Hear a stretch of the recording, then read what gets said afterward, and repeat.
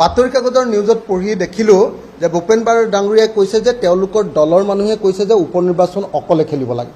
তেওঁলোকৰ দলৰ কমিটিবিলাকে কৈছে যে উপ নিৰ্বাচন একেলগে খেলিব লাগে।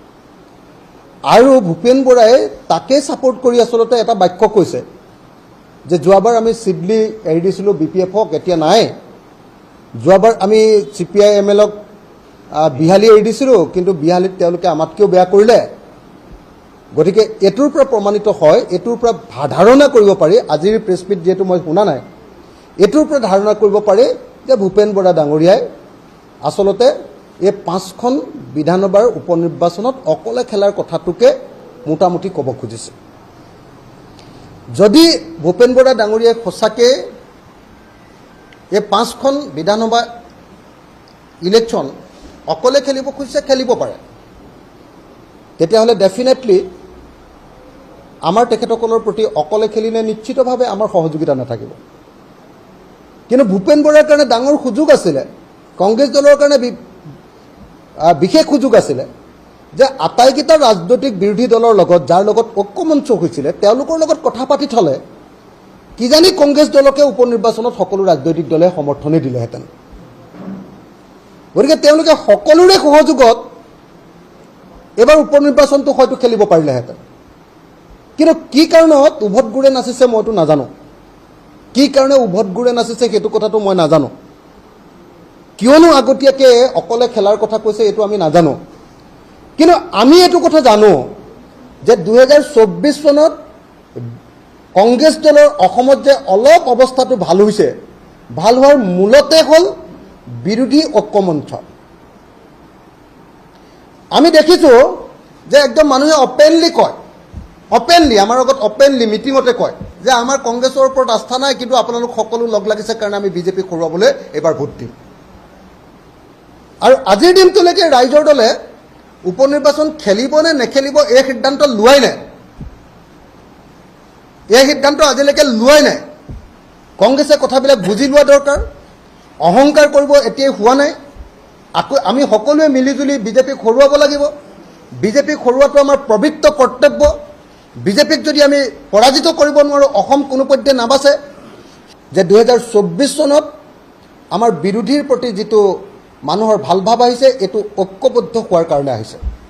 নবীন গগৈ ডাঙৰীয়াকো কৈছোঁ যে আমাৰ উদ্দেশ্যটো আছিলে লোকসভা নিৰ্বাচন আৰু বিধানসভা নিৰ্বাচন।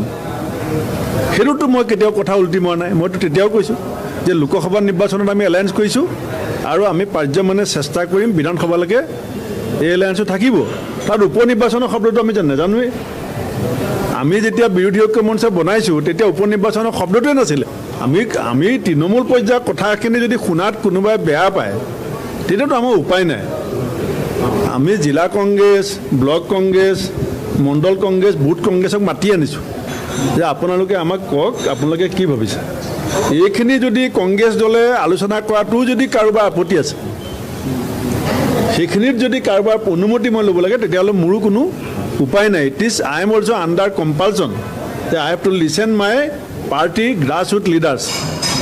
This is my compulsion and maybe somebody have other compulsion, I don't care. মই কৈছোঁ যে আমাক পৰামৰ্শ দিছে তৃণমূলৰ মানুহে, কিন্তু পৰামৰ্শ দিয়াৰ অধিকাৰ মোৰ দলৰ মানুহখিনি নাই নেকি? মোৰ দলৰ মানুহখিনিয়ে মোক এটা পৰামৰ্শ দিলে সেইটো বেলেগে ইমান হৈছে কৰিব লাগিব নেকি? যে মোৰ দলৰ কৰ্মীয়ে মোক কথা এটা কৈ আছে, সেইটো লৈতো ইমান চিঞৰ বাখৰ কিয় কৰিব লাগে? কথা কোৱাৰ অধিকাৰ আছে আৰু চবৰে কিছুমান কম্পালচন থাকে, বাধ্যবাধকতা আছে বহুত মানুহৰ, সেইটো লৈ পেলাই মই একো নকওঁ।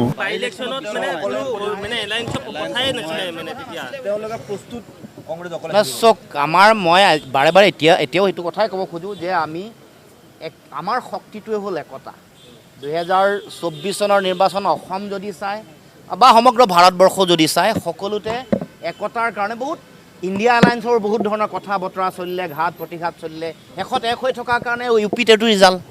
অসমত আমি আৰু 2-এটা ছিট পালোঁ হ'লে আমি ষ্ট্ৰেটেজিকেল মেনেজমেণ্ট, পলিটিকেল যিটো ষ্ট্ৰেটেজিকেল মেনেজমেণ্টটো যদি প্ৰপাৰলি কৰিব পৰা হ'লে, আমাৰ ক'ৰবাত 2-এটা অলপ চলপ বিফলতা থাকি গৈছে। কিন্তু সেইবোৰ আমি শিকিব লাগিব, আমাৰ ভুলবোৰৰ পৰা আমি শিকিব লাগিব, শিকি আমি আগবাঢ়িব লাগিব। আৰু যদি আমাৰ লক্ষ্যই হয় বিজেপিক পৰাভূত কৰা তেতিয়াহ'লে এক হৈ থকাৰ ঐক্যবদ্ধতাৰ বিকল্প নাই, এইটো মই বিশ্বাস কৰোঁ। সেইটোতো ডেফিনেটলি বিচাৰিবই দলৰ কৰ্মকৰ্তা, আমাৰ দলৰ কৰ্মকৰ্তাইও বিচাৰিব জাহাজৰ চিনত। মোক যেনেকৈ যোৱাবাৰ বহুতে আপোনালোকে সুধিছিলে যে আপোনালোকে হাতৰ চিনত খেলিব নে? কিয় খেলিম?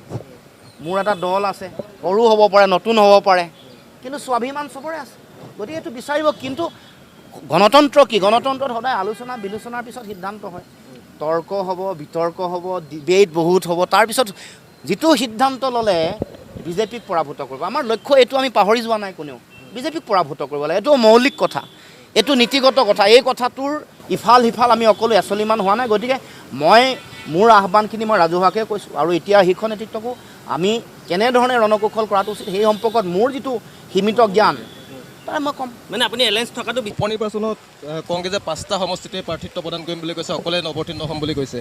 অখিল গগৈয়ে আজি কৈছে যে কংগ্ৰেছে কেইখনমান আসন জিকি লোকসভা নিৰ্বাচনৰ ফলাফল দেখি অহংকাৰী হৈ উঠিছে, কি ক'ব? চাওক, আমাৰ পাৰ্টিত এটা সিদ্ধান্ত হৈছে, সেই সিদ্ধান্ত লৈ অখিল গগৈ ডাঙৰীয়াই ৰাজহুৱাভাৱে এই বক্তব্য নিদি তেখেতে আমাৰ পাৰ্টিৰ নেতৃত্বৰ লগত কথা পাতিব লাগিছিলে।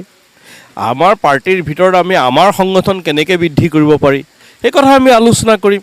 কাৰণ যিকেইটা সমষ্টিত উপ নিৰ্বাচন হ'ব, গোটেইকেইটা যোৱাবাৰ আমি নিৰ্বাচন খেলিছোঁ, গতিকে আমি যদি খেলিব খুজিছোঁ এইটো স্বাভাৱিক কথা। বিৰোধী ঐক্য মঞ্চৰ মাজত কোনো ধৰণৰ আলোচনা নোহোৱাকৈ কংগ্ৰেছে নিজাববীয়াকৈ যদি এনেকুৱা ধৰণৰ এইখনতো আমাৰ পাৰ্টিৰ মিটিং হৈছে, এই মিটিংখনতো বিৰোধী ঐক্য মঞ্চৰ মিটিং হোৱা নাই। আমাৰ পাৰ্টিৰ মিটিঙত যিকোনো ৰাজনৈতিক দলৰ স্বাধীনতা আছে, সেই ৰাজনৈতিক দলৰ কেনেকৈ শক্তি বৃদ্ধি হয়। আজি অখিল গগৈ ডাঙৰীয়াৰ স্বাধীনতা আছে, তেওঁৰ কেনেকৈ শক্তি বৃদ্ধি হ'ব, আমাৰ স্বাধীনতা হ'লে আমাৰ কেনেকৈ শক্তি বৃদ্ধি হ'ব, এই কথাটো তেখেতে ভূপেন বৰা ডাঙৰীয়াৰ লগত কথা পাতিব লাগিছিলে, বিৰোধী ঐক্য মঞ্চত পাতিব লাগিছিলে। সংবাদ মাধ্যমত ক'লে কেনেকৈ সমস্যাৰ সমাধান হ'ব? তেখেতে ভূপেন বৰাৰ লগত ব্যক্তিগতভাৱে পাতিব লাগিছিল কথাটো। উপনিৰ্বাচনৰ 5টা সমষ্টিত কংগ্ৰেছে খেলিম বুলি কোৱাৰ পিছত বিতৰ্কৰ সৃষ্টি হৈছে। অখিল গগৈয়ে আজি সমালোচনা কৰিছে, কংগ্ৰেছ অহংকাৰী হৈছে বুলি কৈছে, আৰু লুৰিণজ্যোতি গগৈ কৈছে যে মিত্ৰতাৰ ধৰ্মটো পাহৰিব নালাগে, অসমৰ ৰাইজে বিচাৰিছে বুলি ক'লে। কি ক'ব এই ক্ষেত্ৰত? আমি তেখেতসকলৰ মন্তব্য দেখিছোঁ। প্ৰদেশ কংগ্ৰেছৰ সভাপতি ভূপেন বৰা ডাঙৰীয়াই তেখেতৰ মন্তব্য ৰাখিব। তাৰ আগতে আমি বিশেষকৈ মই এতিয়া ক'ব নোৱাৰোঁ, কাৰণ এলায়েন্সৰ কথা তেওঁলোকৰ যিটো আছিলে, কিন্তু আমাৰ দলীয় যিটো আমাৰ ভাৱ গ্ৰাউণ্ড লেভেলৰ পৰা সেইটোৱে কৈছে। আৰু 5টা সমষ্টিহে, গতিকে সেই 5টা সমষ্টিত কংগ্ৰেছে অকলে খেলক আৰু তেওঁলোকে সহযোগ কৰক, আমি সেইটোৱে বিচাৰোঁ।